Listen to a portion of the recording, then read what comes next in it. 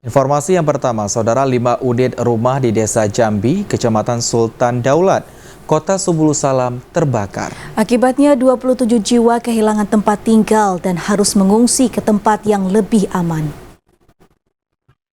5 unit rumah yang ada di Desa Jambi, Kecamatan Sultan Daulat, Kota Subulu Salam yang terbakar tadi malam, masing-masing merupakan milik Parman, Makmur, Irwansyah, Junaidi, dan Terang. Adapun 3 rumah yang terbakar hingga ludes, di mana 1 rumah rusak parah, sedangkan 1 rumah lainnya rusak sedang. Api mulai terlihat sekitar pukul 22.25 waktu Indonesia Barat dan kemudian semakin membesar. Meskipun warga sempat berupaya memadamkan api, namun besarnya kobaran api membuat warga kesulitan. Sementara itu, api baru berhasil dipadamkan setelah 3 unit pemadam kebakaran turun dan membantu upaya pemadaman. Tidak ada korban jiwa dalam musibah ini, namun kerugian diperkirakan mencapai ratusan juta rupiah.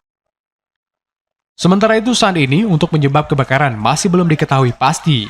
Selain itu, kebakaran juga membuat 5 keluarga yang terdiri dari 25 jiwa terpaksa mengungsi di rumah kerabat. Dari Subulu Salam, Jakartawan Adi Nugraha, TVRI Aceh melaporkan.